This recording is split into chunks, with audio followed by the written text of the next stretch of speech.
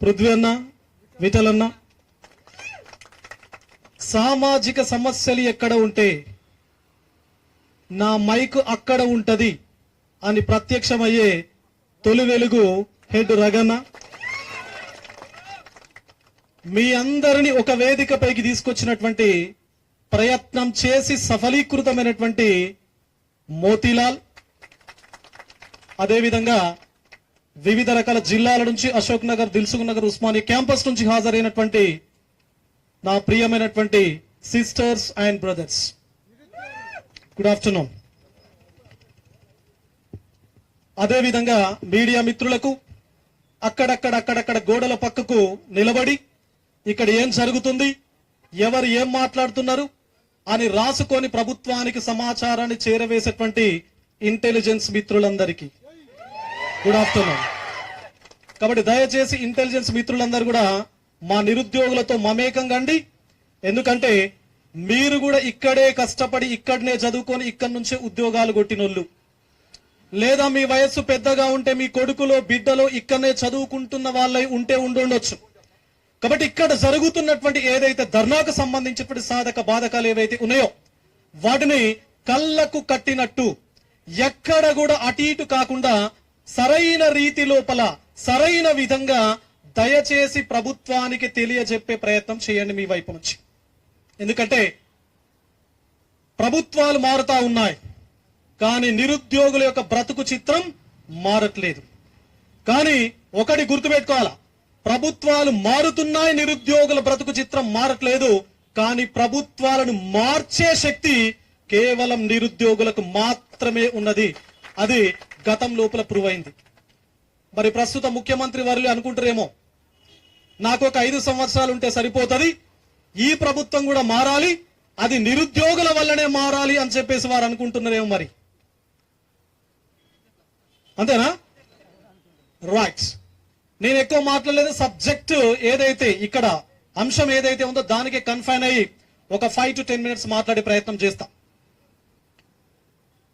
గత ప్రభుత్వం పోయింది, ప్రస్తుత ప్రభుత్వం వచ్చింది.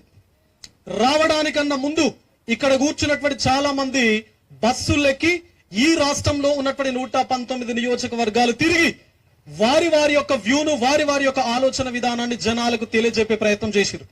అందులోపల సఫలీకృతం అయ్యారు. మరి ఎందుకు సఫలీకృతం అయ్యారు అంటే కేవలం జాబ్ క్యాలెండర్ ఇస్తారు అని చెప్పేసి 2 లక్షల ఉద్యోగాలు ప్రభుత్వం ఏర్పాటైనటువంటి మొదటి సంవత్సరం లోపలనే మేము ఇస్తాము అని చెప్పేసి చెప్పినటువంటి ఈ ప్రభుత్వానికి వెన్ను దన్నుగా ఉండాలి అని చెప్పేసి మీ అందరూ కూడా కష్టపడి పనిచేశారు. మరి 2 లక్షల లోపల నిన్న నీతి ఆయోగ్కు సంబంధించినటువంటి పాలక మండలి సమావేశం న్యూఢిల్లీలో జరిగింది. ఈ రాష్ట్ర ముఖ్యమంత్రి హాజరయ్యారు.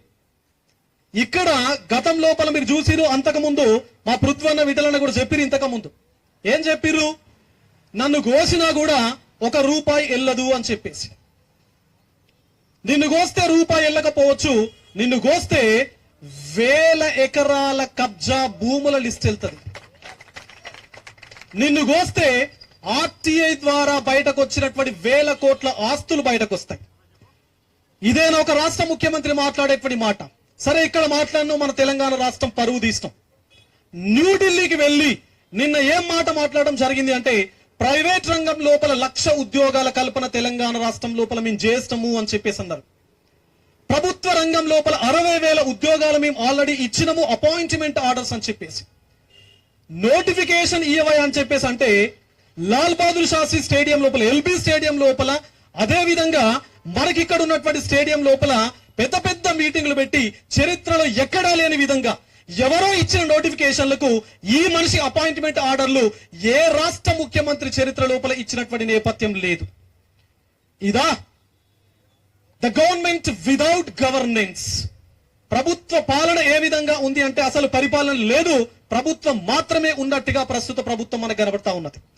నీతి ఆయోగ్ పాలక మండలి లోపల అలాంటి స్టేట్మెంట్స్ ఇస్తే 2 లక్షల లోపల 1,60,000 ఉద్యోగాలు మేము ఆల్రెడీ భర్తీ చేస్తాం, ఇక మిగిలింది కేవలం 40,000 ఉద్యోగాలు మాత్రమే అని చెప్పేసి అంటున్నాడు. మరి ఈ ప్రభుత్వం ఆల్మోస్ట్ 1.5 year వచ్చింది. ఆల్మోస్ట్ 1.5 year లోపల 60,000 ఉద్యోగాలకు అపాయింట్మెంట్ ఆర్డర్స్ ఇచ్చారు కదా. మీరందరూ కూడా పేపర్ లోపల చదువుతా ఉంటారు, చదివి బాధపడుతూ ఉంటారు. ఎక్కడిచ్చిండు నోటిఫికేషన్లు అని చెప్పేసి. గత ప్రభుత్వం ఎప్పుడో 5100 నోటిఫికేషన్ డిఎస్సికి సంబంధించి ఇస్తే దానిపైన ధర్నాలు, రాస్తారోకోలు, ముట్టడులు జరిగితే జిల్లాల వ్యాప్తంగా ఈ ప్రభుత్వం వచ్చిన తర్వాత దానికి ఇంకొక 5700 కలిపి మొత్తం 11,000 నోటిఫికేషన్స్ ఇవ్వడం జరిగింది. గతం లోపల 503 గ్రూప్ 1 నోటిఫికేషన్ కు సంబంధించి ఒక 60 కలిపి 563 ఇచ్చారు. అదే విధంగా హెల్త్ సెక్టార్ కు సంబంధించి సుమారుగా ఒక 5,000 నోటిఫికేషన్స్ ఇచ్చారు. అంటే అంత కలిపితే ఇంతకు ముందు మా జనార్దన్ చెప్పినటువంటి లెక్క ప్రకారం 12,000 వేకెన్సీస్ మాత్రమే ఈ ప్రభుత్వం గత 18 నెలల లోపల నింపడం జరిగింది. అంటే 2 లక్షల వేకెన్సీస్ ఏదైతే మేనిఫెస్టో లోపల ప్రామిస్ చేయడం జరిగిందో అందులో కేవలం 12,000 అంటే ఇంకా నింపాల్సినటువంటి ఉద్యోగ ఖాళీల సంఖ్య 1,88,000. కాబట్టి 1,88,000 వేకెన్సీస్ కు సంబంధించినటువంటి క్లారిటీ ఏదైతే ఉందో అది తప్పనిసరిగా ఈ జూన్ 2వ తారీఖున ప్రభుత్వం వైపు నుంచి స్పష్టత రావాలి అని చెప్పేసి మీడియా ముఖం ద్వారా ప్రభుత్వాన్ని మీ ద్వారా నేను అడుగుతా ఉన్నా. మరి ఇదిలా ఉంటే ఇంకా చాలా అంశాలు ఉన్నాయి. ఇది ఒక వేదిక, ఇది ఒక అడుగు ఈ సీజన్ లో మాత్రమే. ఇలాంటి అడుగులు భవిష్యత్తు లోపల బలంగా పడడం కోసం మీరందరూ కూడా తప్పనిసరిగా మీ చేతుల లోపల ఉన్నటువంటి సెల్ ఫోన్ వాడాలి. ఇంతకు ముందు మరగాన చెప్పిండు, cell phone is a weapon. మీ చేతిలో ఉన్నటువంటి సెల్ ఫోన్ పెద్ద ఆయుధం. ఇక్కడ జరుగుతున్నటువంటి ప్రతి అంశాన్ని మీ సోదరులు ఎక్కడైతే రాష్ట్రం లోపల వివిధ జిల్లాల లోపల, వివిధ నియోజకవర్గాల లోపల, వివిధ మండలాల లోపల, గ్రామాల లోపల ఉన్నారో వాళ్ళందరికీ తెలియజేసేటువంటి వేదిక కేవలం సోషల్ మీడియా మాత్రమే. మరి ఈ సోషల్ మీడియా ద్వారా ప్రతిరోజు మీకు జరుగుతున్నటువంటి అన్యాయాన్ని మీకు వాట్సాప్ ద్వారా, మీరు మీ FB అకౌంట్ ద్వారా, మీరు మీ ఇన్స్టా అకౌంట్ ద్వారా కంప్లీట్ గా మీ యొక్క ఇన్ఫర్మేషన్ మాక్సిమం షేర్ చేసేటువంటి ప్రయత్నం చేయండి. ఎందుకంటే దాని ధాటికి ప్రధానమంత్రులు, ముఖ్యమంత్రులు, ఈవెన్ మొత్తం ప్రపంచానికి అధినేత ఈవెన్ డొనాల్డ్ ట్రంప్ కూడా గతం లోపల తట్టుకోకుండా అధికారాన్ని కోల్పోయినటువంటి పరిస్థితి మనమందరం చూసినటువంటి విషయమే. కాబట్టి దయచేసి మీ అన్యాయం ఏదైతే మీకు జరుగుతున్నది ఏదైతే ఉందో సో దాన్ని మాక్సిమం ప్రాపగేట్ చేయండి సోషల్ మీడియా ద్వారా. అదే విధంగా మరి ఇక్కడికి ఈ రోజు కొన్ని రోజుల సమయం లోపలనే ఆల్మోస్ట్ ఒక 500-600 మంది ఇందిరా పార్క్ ముందు ఈ విధంగా ధర్నా పెట్టడం జరిగింది. మరి ఈ ధర్నాకు చాలా రకాల కారణాలు ఉన్నాయి. గతం లోపల గ్రూప్ 2 వేకెన్సీస్ పెంపు కోసం చేసినటువంటి ధర్నా కావచ్చు, గ్రూప్ 3 వేకెన్సీస్ పెంపు కోసం చేసినటువంటి ధర్నా కావచ్చు. పెంచండి వేకెన్సీస్ అని చెప్పేసి అడిగితే ఎగ్జామ్ డేట్లను పెంచినటువంటి ప్రభుత్వం ఎక్కడ పరిపాలనటువంటి ప్రభుత్వంగా మనం భావించవచ్చు. మరి గ్రూప్ 1 మొన్న రిజల్ట్ ఇచ్చిరు, మీ అందరికీ తెలుసు ఎలాంటి అవకతవకలు జరిగినాయో తెలుసు. ఇదే ఇందిరా పార్క్ లోపల ఇక్కడే ధర్నా చేస్తున్నటువంటి మీ గ్రూప్ 1 అభ్యర్థులు ఎవరైతే ఉన్నారో మేము ధర్నా చేయబోతున్నాం, మేము మీటింగ్ పెట్టుకోబోతున్నాం అని చెప్పేసి ఎప్పుడైతే సోషల్ మీడియా లోపల ఆ ఇన్ఫర్మేషన్ ప్రాపగేట్ కావడం జరిగిందో అప్పుడు పోలీసులు వచ్చి మొత్తం ఒక్కొక్కరిని అరెస్ట్ చేసి జైలు లోపల తీసుకెళ్లారు. కొంతమంది మిత్రులు వచ్చి ఇదే ఇందిరా పార్క్ లోపల నన్ను పిలిచి కూర్చోబెట్టి ఏదైనా ఒకటి చేయాలి, మనం ప్రతిపక్షాలను ఇన్వాల్వ్ చేయాలి, ప్రతిపక్షాలు ఏదైనా కావచ్చు. పృథ్వన్న మీకు ఈ వేదిక ద్వారా చెప్తా ఉన్నా, ఏం చెప్తున్నానంటే కాంశీరామ్ గారు ఒక మాట చెప్పారు. రాజకీయ పరంగా మనం ఏ లక్ష్యం అయితే చేరుకోవాలో ఆ లక్ష్యం చేరుకోవడానికి గాడిదనైనా ఎక్కి మనం ప్రయాణించాలి అని చెప్పేసి మా మిత్రులు వచ్చి అడిగినప్పుడు, రిక్వెస్ట్ చేసినప్పుడు గతం లోపల ప్రభుత్వం దిగి ప్రస్తుత ప్రభుత్వం రావడానికి, గత ప్రభుత్వం పైన జంగు సైరన్ మోగించడానికి గత ప్రతిపక్షం ఏదైతే కాంగ్రెస్ పార్టీ ఉందో ఆ కాంగ్రెస్ పార్టీ దగ్గరికి పోయినా వాళ్ళ సపోర్ట్ తీసుకున్నాం. మరి ఇప్పుడు కాంగ్రెస్ ప్రభుత్వం ఏర్పాటైంది. ఎవరైతే ప్రతిపక్షం లోపల ఉన్నటువంటి బీజేపీ గాని, ప్రతిపక్షం లోపల ఉన్నటువంటి బీఆర్ఎస్ గాని, అది ఏ పార్టీ అయినా కావచ్చు, తప్పనిసరిగా మనం వెళ్లి కలుద్దాం సార్, ఇందులోపల మీ హెల్ప్ కావాలి అని చెప్పేసి నన్ను నిరుద్యోగులు వచ్చి రిక్వెస్ట్ చేస్తేనే నేను వెళ్లి కలిసన్నా. అంతకు మించి ఏం లేదన్నా. ఎందుకంటే మాకు తెలిసినటువంటి ఎజెండా ఒకటే, దట్ ఈస్ నిరుద్యోగ ఎజెండా మాత్రమే. నా ఎమ్మెల్సీ ఎన్నికల సమయం లోపల కూడా నేను చాలా బలంగా గట్టిగా చెప్పిన, నా బలం, నా బలగం నిరుద్యోగులు మాత్రమే అని చెప్పేసి కేవలం వీరి కోసం మాత్రమే ఇక్కడ ఉన్నారు మన మిత్రుడు జనార్దన్, మన మిత్రుడు నరసింహ, మన మిత్రుడు శ్రీనివాస్ గారు, ప్రసాద్ గారు, వీళ్ళందరూ కూడా రిక్వెస్ట్ చేస్తే వెళ్ళడం జరిగింది. వాళ్ళని గెలవడానికి ముందు గతం లోపల గ్రూప్ 1 పేపర్ లీకేజీ సమయం లోపల గ్రూప్ 1 అభ్యర్థులకు సహాయ సహకారాలు అందించినటువంటి అప్పుడు బిఎస్పీ పార్టీలో ఉన్నటువంటి ఆర్ఎస్పీ గారిని కూడా గెలవడం జరిగింది. కిషన్ రెడ్డి గారిని కూడా గెలవడం జరిగింది. అదే విధంగా బీఆర్ఎస్ నాయకులు కూడా కలవడం జరిగింది. ఎందుకు కలిసాం? తప్పనిసరిగా నిరుద్యోగుల పక్షాన ఒక మాట మాట్లాడే అవకాశం ఉంటే ఏదైనా ఒక హెల్ప్ జరుగుతుంది అని చెప్పేసి, మరి ఆ కాంటెక్స్ లోపల మాత్రమే మనం వెళ్ళడం జరిగింది.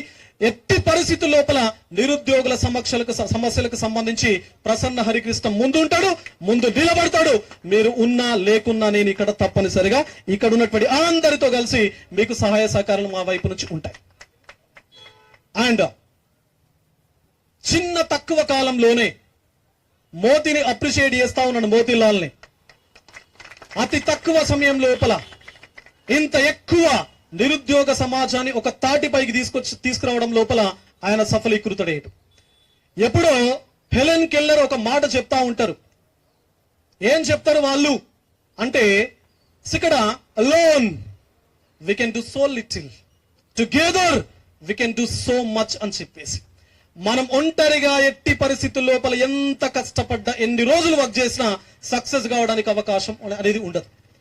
ఎవరైతే ఒక ప్లాట్ఫామ్ పైన ఒకే లక్ష్యం కోసం పనిచేసేటువంటి విద్యార్థులు నిరుద్యోగులు ఎవరైతే ఉన్నారో వాళ్ళందరూ కూడా తప్పనిసరిగా భవిష్యత్తు లోపల మీరు చేయబోయేటువంటి ఉద్యమాలు, మీ హక్కులు ఏవైతే ఉన్నాయో వాటిని సాధించుకునేటువంటి క్రమం లోపల మీరు ఏ ఉద్యోగాలకైతే పూనుకోవడం జరుగుతుందో, ఉద్యమాలకైతే పూనుకోవడం జరుగుతుందో ఆ ఉద్యమాల లోపల మాక్సిమం అందరూ ఒకే తాటిపైకి కలిసి వచ్చి పని చేయండి. తప్పనిసరిగా ప్రతి ఉద్యమం సఫలీకృతం అవుతుందని చెప్పేసి నేను నా పర్సనల్ ఒపీనియన్ చెప్తా ఉన్నా. ఎందుకు అనంటే, మీరు తెలంగాణ రాష్ట్ర ఉద్యమ సమయం లోపల డాక్టర్ల జేఏసీని చూసిరు, నిరుద్యోగ జేఏసీలు కూడా అప్పుడు చూసిరు, ఇంజనీర్ల జేఏసీ ఇవన్నీ చూసిరు. కానీ ఇప్పుడు ఒకటే చెప్తా ఉన్నా, ఉద్యమం సక్సెస్ కావాలి అంటే తప్పనిసరిగా ఒక తాటిపైకి అందరూ కూడా రావాలి అంటే ఒక వేదిక, స్పష్టమైనటువంటి వేదిక అనేది అవసరం. నిరుద్యోగులకు 2014 తర్వాత రాష్ట్రం ఏర్పాటైన తర్వాత ఏ స్పష్టమైనటువంటి వేదిక లేదు. నిరుద్యోగులు ఒక ప్రెషర్ గ్రూప్ గా తెలంగాణ రాష్ట్రం లోపల ఫామ్ కావాలి. రేపు భవిష్యత్తు లోపల ప్రభుత్వం నిరుద్యోగులకు సంబంధించి ఏ డిసిషన్ తీసుకోవాలన్నా ఇక్కడ ఏదైతే తెలంగాణ రాష్ట్ర నిరుద్యోగ జేఏసీ ఏదైతే ఉందో ఆ సభ్యులు ఎవరైతే ఉన్నారో వాళ్ళని పిలిచి మాత్రమే ప్రభుత్వ నిర్ణయాలను తీసుకునే విధంగా మీరు ఒక ప్రభావిత వర్గంగా భవిష్యత్తు లోపల ఏర్పడాలి. అంటే ఈ జేఏసీకి సంబంధించి ఒక స్పష్టమైనటువంటి కమిటీని మీరు ఫామ్ చేసుకోండి దయచేసి. Osmania university, Kakatiya university, Telangana university, Mahatma Gandhi university, Palamuru university, రాష్ట్రంలో నలుమూలలో ఉన్నటువంటి యూనివర్సిటీకి సంబంధించినటువంటి విద్యార్థులు, లైబ్రరీ లోపల చదువుతున్నటువంటి యాక్టివ్ స్టూడెంట్స్ ఎవరైతే ఉన్నారో, అశోక్ నగర్, దిల్సుఖ్ నగర్ లోపల, ఉస్మానియా యూనివర్సిటీ లోపల ఎవరైతే గతం నుంచి ప్రస్తుతం వరకు నిరుద్యోగుల పక్షాన కొట్లాడుతున్నటువంటి ఎవరైతే అభ్యర్థులు ఉన్నారో వాళ్ళందరితో ఒక కమిటీని వేసుకోండి. ఆ కమిటీ ద్వారానే ప్రభుత్వానికి మీరు లేఖలు రాయండి. ఆ కమిటీ ద్వారానే ప్రభుత్వానికి మీరు వినతి పత్రాలు ఇవ్వండి. అది గ్రూప్ 1 కావచ్చు, గ్రూప్ 2 కావచ్చు, డిఎస్సి కావచ్చు. ఇక్కడ పట్టుకున్నటువంటి ఇంతకుముందు సోదరు వచ్చింది లైబ్రేరియన్ పోస్టులకు సంబంధించి కావచ్చు. It is very unfortunate. మొన్న రీసెంట్ గా ఒక మంత్రి గారి నియోజకవర్గాన్ని నేను విజిట్ చేస్తా. జనరల్ గా నేను ఎక్కడ విజిట్ చేసినా కూడా మొదటగా నేను అక్కడికి వెళ్ళిన తర్వాత అక్కడ ఉన్నటువంటి స్టూడెంట్స్ అడిగేది ఏంటంటే, ఇక్కడ లైబ్రరీ ఎక్కడ ఉంది, వేర్ ఇస్ అ లైబ్రరీ అని చెప్పేసి అడిగితే లైబ్రరీ మూసేసి ఉన్నది అని చెప్పేసి అన్నారు. దాని పక్కన 9 వైన్ షాపులు మాత్రము 24 గంటలు తెరుచుకొని ఉంటాయి. ఎప్పుడో Sarvepalli Radhakrishnan university grants commission ఒక మాట చాలా స్పష్టంగా చెప్పింది, library is considered to be the heart of the education system అని చెప్పేసి. మరి అలాంటి లైబ్రరీస్ తెలంగాణ రాష్ట్రం లోపల స్వయాన ఒక మంత్రి నియోజకవర్గం లోపల మూతబడి ఉండడం అనేది ఇలాంటి వాళ్ళను ఈ ధర్నా వేదిక పైన కూర్చోబెట్టడానికి అని చెప్పేసి మీకు చెప్తాము. కాబట్టి my dear sisters and brothers, రేపు నెక్స్ట్ మన హక్కుల కోసం ఏ ధర్నానైతే మనం చేయబోతున్నామో ఆ ధర్నా లోపల ఆకాశంలో సగం అవకాశాలలో సగం అని చెప్పేసి మనం మాటలు మాట్లాడుతూ ఉంటాం. 33% రిజర్వేషన్ల కోసం మనం ఫైట్ చేస్తా ఉంటాం. ఏరమ్మా 33%? ఏరి తల్లి. రేపు భవిష్యత్ స్టెప్ ఏదైతే ఉందో అందులో తప్పనిసరిగా 33% మహిళలు, నిరుద్యోగులు తప్పనిసరిగా ఇక్కడ వచ్చి కూర్చొని మీ హక్కుల సాధన కోసం మీరు ప్రతిఘటించాల్సినటువంటి అవసరం ఉంది అని చెప్పేసి నేను ఈ మీడియా ద్వారా, మీ ద్వారా నా మహిళా సోదరి మనందరికీ కూడా నేను విజ్ఞప్తి చేస్తాను. సో ఫైనల్ గా ఒకటే మాట, ఇంతకుముందు మా విటలన చెప్పిండు, ఎట్టి పరిస్థితుల లోపల కాంప్రమైజ్ అయ్యేది లేదు మన లక్ష్యం నెరవేరేంత వరకు. ఈ లక్ష్యం నెరవేరడం లోపల కేవలం ఉద్యోగాల నోటిఫికేషన్లు ఇస్తేనే సరిపోదు. ఉద్యోగాల నోటిఫికేషన్లు ఇస్తేనే సరిపోదు. దానికి చాలా రకాల కథలుంటాయి, కారణాలుంటాయి. 563 వేకెన్సీస్ తో నోటిఫికేషన్ ఇచ్చారు కదా, నా భూతో నా భవిష్యత్. వాస్తవానికి పాత 10 జిల్లాల తెలంగాణ, ప్రస్తుతం 33 జిల్లాల తెలంగాణకు 563 గ్రూప్ 1 వేకెన్సీస్ చాలా ఎక్కువ వాస్తవానికి. మరి వేకెన్సీస్ ఇచ్చిరని చెప్పేసి మనం సంబరపడదామా? సంబరపడ్డం కూడా. ఏం జరిగింది ఇప్పుడు? తెలుగు మీడియం అభ్యర్థులు ఎవరైతే ఉన్నారో వాళ్ళకు తీవ్రమైనటువంటి అన్యాయం జరిగింది. శాస్త్రీయత లేనటువంటి సిలబస్, శాస్త్రీయత లేనటువంటి పేపర్ ఇవాల్యుయేషన్ ప్రాసెస్. ఎవరు దిద్దుతుర్రో తెలియదు, వాళ్ళ క్వాలిఫికేషన్ ఏంటో తెలియదు, గతం లోపల ఎక్స్పీరియన్స్ ఉందా లేదా తెలియదు, మరి వాళ్ళకి కాంపిటేటివ్ ఎగ్జామినేషన్స్ యొక్క ఓరియంటేషన్ ఉందా లేదా తెలియదు. అలాంటి వాళ్ళ చేత రేపు మీకు వేల సంఖ్య లోపల నోటిఫికేషన్లు ఇచ్చిన స్పష్టత లేనటువంటి సిలబస్, స్పష్టత లేని నోటిఫికేషన్లు, కోర్టు మెట్లు ఎక్కేటువంటి నోటిఫికేషన్లు, ఆ విధంగా నోటిఫికేషన్లు ఇస్తే మీకు ఎక్కడ న్యాయం జరుగుతుంది? నోటిఫికేషన్లు ఇస్తే సరిపోతుందా అంటే నో. స్పష్టంగా ఎలాంటి ఒక క్లారిటీతో ఆ నోటిఫికేషన్ ఫినిష్ కావాలి, మీ చేతి లోపల అపాయింట్మెంట్ ఆర్డర్ రావాలి. దానికి సిలబస్ ఇంపార్టెన్స్. టీజీపీఎస్సీ లోపల అసలు ఎంతమంది ఎంప్లాయీస్ పనిచేస్తున్నారు, టీజీపీఎస్సీ లోపల పనిచేసేటువంటి ఎంప్లాయీస్ ఎంతమంది కాంపిటేటివ్ ఎగ్జామ్స్ ప్రిపేర్ అవుతున్నారు. మరి గతం లోపల మనకు తెలుసు కదా, పేపర్ లీకేజీకి సంబంధించి అక్కడ ఎవరైతే ఉద్యోగులు ప్రస్తుతం పోటీ పరీక్షల లోపల చదివేటువంటి ఉద్యోగులు ఎవరు కూడా అక్కడ పనిచేయకుండా మనం తప్పనిసరిగా ఇనిషియేషన్ తీసుకోవాలి.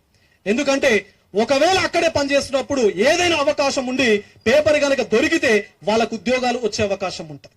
ఇంకా చాలా చాలా డిస్కషన్ చేయాల్సిన అవసరం ఉంది, ఒక నిర్మాణాత్మకమైనటువంటి చర్చ జరగాల్సిన అవసరం ఉంది.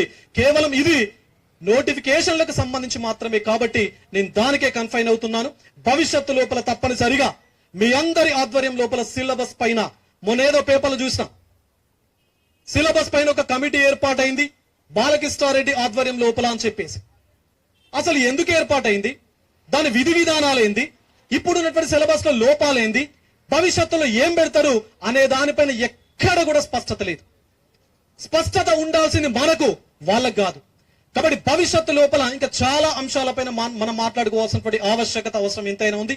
ఇప్పటికే చాలా మంది లంచ్ కోసం మీ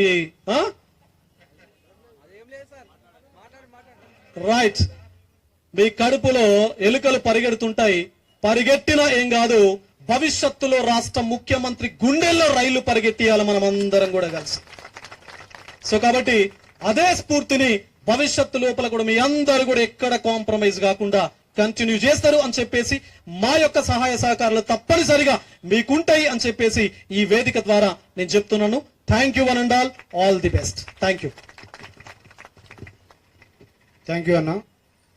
మీ యొక్క ఆరోగ్యం బాగాలేకుండా ఇక్కడ దాకా వచ్చి మాకు సపోర్ట్ చేసినందుకు మరొకసారి ధన్యవాదాలు. ఇప్పుడు ఆర్ కృష్ణ అన్నగారిని అసలు ఒక రాజ్యసభ ఎంపీ కాదు, మాకు బీసీ